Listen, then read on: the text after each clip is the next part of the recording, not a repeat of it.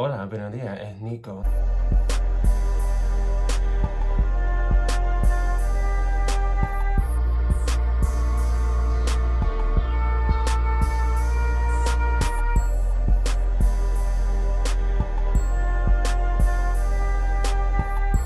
Are these the same men that Beyonce wanted us to cater to? Because I refuse, mother, not these ones. So today, I'm here to talk to you guys about something that's, it's pretty on brand for my channel at this point because I'm just telling people they're stupid at the same time, like, every week. But first, I want to explain something before I start my plugging. This bruise on my forehead, okay, so it's not like I went bonk and like hit my head or something, no. So essentially I was wearing this fucking wave cap. I was wearing this wave cap because I gotta sleep with my braids up or else they like fall out of the bun and then they just all get frazzled and shit. So I was wearing this, but I wore it backwards and put this part, the back, on my forehead. And apparently I'm so fucking sensitive. I'm tender-headed, my skin is sensitive. If you slap me, I'll be red for like a few days. The point is, I'm so sensitive that I got a bruise on the middle of my fucking forehead. Cause I'm a stupid bitch. Cause like this thing wasn't even on that tight, if I'm being quite honest. So it's just like, I'm recovering from a breakout. I got a bruise on my forehead, but you know what? Titties still sitting, ass still fat, and I'm getting, let me not say that on camera. I'm having a date night tonight, so we're about to feel beautiful tonight.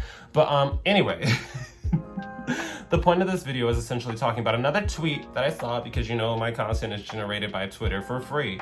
Essentially, I'm not usually into black guys, but you're quickly starting to change my mind. He commented this under some light-skinned black man from New York's pictures. So, let's start with how your colorism is not only counteracting, but reaffirming your anti-blackness. So we're gonna start with plugging. If you like this kind of content, if you like this, if you like the bruise on my forehead, if you want to help me, pay my bills, buy dinner because a bitch be hungry, a bitch don't miss no meals, that kind of thing. So if you want to do that, subscribe to me on Patreon. You get, early YouTube access, multiple private videos just for the Patreon so we can have conversations, weekly lives, a community, that kind of fun shit. So, after that, follow me on Twitch if you like gaming, because I Twitch twice a week. I didn't Twitch yesterday, and I actively told the Discord I wasn't gonna Twitch because I had a major breakout. Like, it was really bad.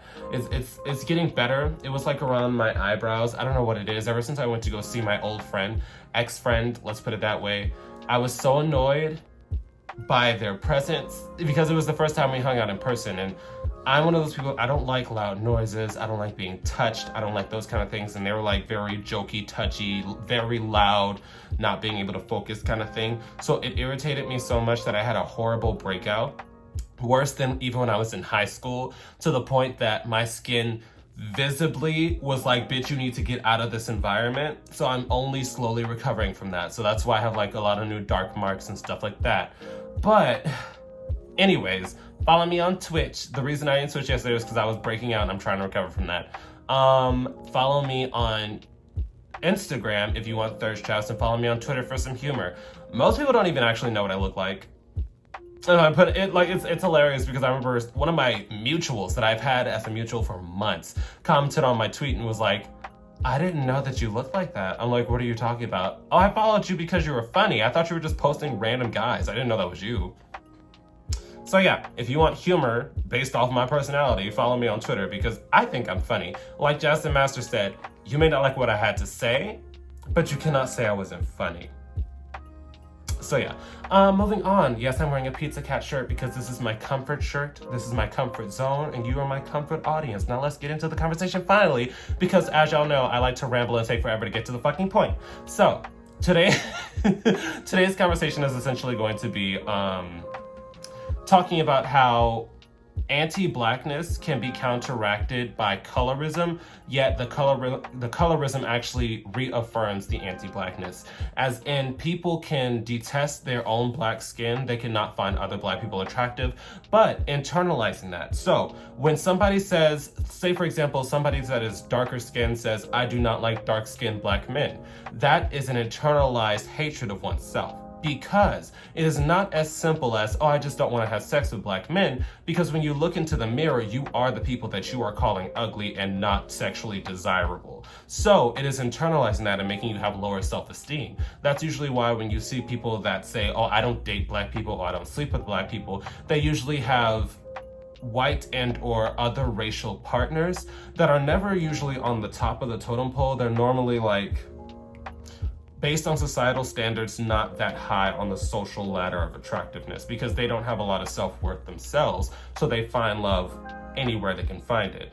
So, moving this into the topic of colorism, the man that he said, you're changing my mind about not being attracted to black people, as a dark-skinned man saying that to a light-skinned man, we have to look at the fact that the man that he was talking to is light-skinned. I wouldn't say racially ambiguous to the point that you couldn't tell. He looks more the biracial aligning. I don't know personally what he's mixed with. He could be black on black because, you know, some black people do produce lighter skinned black offspring just based on genetic history in their family. So when we're looking at him, he has the phenotype of a very light-skinned and or biracial black man. So when it comes to actually finding him attractive rather than finding his darker skinned counterparts that look like him attractive, it's very telling. Usually it's influenced by the media, especially in the gay community. When we look at the gay community in particular, the official mainstream gay community is usually filled with light and or biracial white passing men that are used to supplement the black gay archetype and replace the image of actual black people. Meaning, the only time you actually see black gay men, fully visibly black gay men in the gay mainstream media is either when it's a quote-unquote mandingo thug fantasy such as Max Connor, or when you see a hyper-feminine, sassy gay black friend such as Todrick Hall being elevated into the gay community mainstream. It's never a casual gay person, as in you see different facets of gay life within the white gay mainstream media, as in they have different archetypes. While we are only allocated those two that usually stem from sexual object or comedic prop. So we can disagree on that if you personally don't think so, but I would like to see you drop names of different archetypes that you've seen for black and brown gay people in the mainstream gay media. So talk to me on that, but they cannot be very light-skinned or racially ambiguous. Now, back to the actual conversation. You telling a lighter-skinned black person that they're making you be attracted to quote-unquote black people is not necessarily true because you're just following the road of colorism, as in you're not actually attracted to black people, you're attracted to a close to white archetype that is usually made from a mixed relationship, you know? So I think we really need to combat these ideas that we have, especially in the black community, of uplifting lighter-skinned black people. Because like I said, the only time a darker-skinned black person or Afro-Latino is embraced in the community is when they're fitting these sexual and or comedic archetypes. We never truly get the full versatility that everyone else does when it comes to representation. And I think that's very problematic because, like I said, it's a coding process. So if the only time you ever see a black gay person on mainstream media is when they are either being a sexual object or a comedic prop, that means you're going to not find their true worth because you've only been taught that that is what they have to offer. And I think that's very problematic. So when we're looking at this guy saying, oh, you're actually attractive and made me look twice at a black man, that is not a compliment. First of all, that is not a compliment. Telling somebody, oh, you're the exception because everyone else that looks like me is ugly. Like, do you understand how painful that is if you reiterate it to yourself? Like, that's why I could personally never say something like that. That's why like I always say, I date black and brown men because I'm not one of those people that's like, you're the exception because everybody that looks like me is ugly. Dude, Do you think I mean, my self-worth is in the garbage can. That's my own mental issues. That's not like me looking into the mirror and going, oh, black people are this and that and this and that. No, I just personally have body dysmorphia.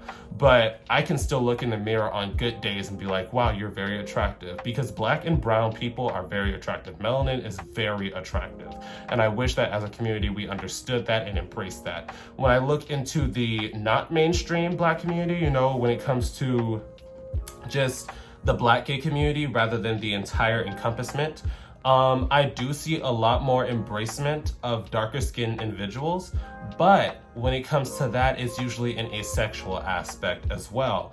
Obviously, I have a few mutuals that don't have OnlyFans and they're dark skinned and they're very popular and beautiful and very desired, but at the same time they also fit the archetype of the extremely fit, you know, chiseled features, stuff like that. So it's if you don't fit the archetype of quote-unquote acceptable black attractiveness, if you don't fit the archetype of sexual object or comedic prop, unfortunately in our community you are pushed to the side, especially if you exude feminine traits. That's another thing, but we're gonna get on toxic masculinity in another conversation. I wanted to just have this conversation, but I keep delving into like different tangents that also align with this that are very critical that we should address. But I don't think I have enough time to sit down and just have a long rant about what's going on in my mind about these conversations.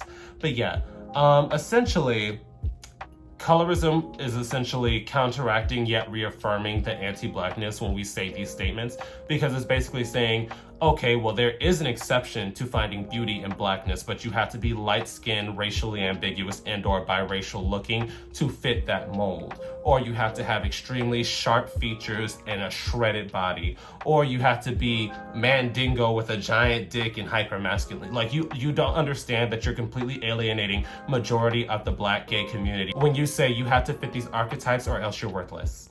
It is very damaging to our community as a whole when it comes to self-esteem and self-worth. So I definitely believe that we should tackle this. Also, I don't want to hear nobody calling me a hypocrite because I have big titties and like I'm a muscle himbo. Bitch, I came in here with Pizza Cat shirt. I'm here to have a conversation, don't talk about my body. Because the last time I talked about something like this, people tried to drag me and be like, but your titties are out. Oh, you're muscle, blah, blah, blah, blah. Bitch, I have self-esteem issues. We all have self-esteem issues, bitch. Get over it. Let's have this dialogue and don't try to come for me for starting the dialogue, because if we don't actually bring it up, it's not going to be addressed. So if you don't want me having this conversation, I want you to bring up the conversation yourself. I would love to start a dialogue in the comments as per usual, and as we hit around the 12 to 11 minute mark, because I'm going to do some editing, I think this is where the video needs to end. So definitely comment down below how you think colorism affects anti-blackness, and definitely comment down below about the archetypes that must be met for black and brown people to be viewed as desirable if they are of a darker skin shade. Because like I said, Latinos, we come in all skin tones, you know, black, brown, white. White Latinos are a thing. Deal with it. So definitely this pertains to both communities. So let's have this dialogue.